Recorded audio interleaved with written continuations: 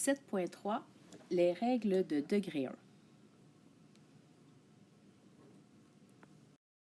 Une des façons de représenter une situation est d'utiliser la règle. Dans la règle, vous avez y qui est égal à ax plus b. Le y et le x sont des variables que vous voyez souvent dans les plans cartésiens, que vous allez voir dans les tables de valeurs. Il y a un a et un b qui sont des paramètres. Le cours d'aujourd'hui parle du paramètre a et le prochain parlera du paramètre b. Le paramètre a correspond au taux de variation.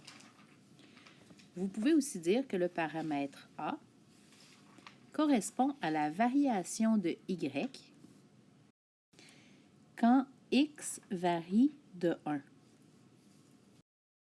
Cette façon-là de voir les choses va vous simplifier la vie bien souvent.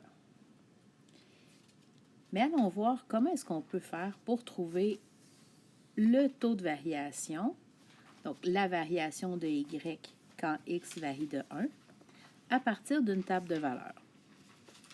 Vous pouvez utiliser la règle, la formule qui se trouve ici. Commençons donc par copier la règle. Le taux de variation A est égal à la variation de y sur la variation de x, ce qui correspond à y2 moins y1 pour trouver la variation de y, sur x2 moins x1 pour trouver la variation de x. Mais qu'est-ce que x2, x1, y2, y1? En fait, c'est des couples que vous devrez choisir au hasard. Supposons que ce couple-là, c'est le couple 1 et que ce couple-là ici est le couple 2. On peut dire alors que x1, c'est le nombre qui est associé à x et au couple 1. Donc, x1 est égal à 2 dans ce cas-ci. x2, quel est le nombre associé à x et faisant partie du couple 2? C'est 6. On fait la même chose pour y1 qui est de 3 et y2 qui est égal à 9.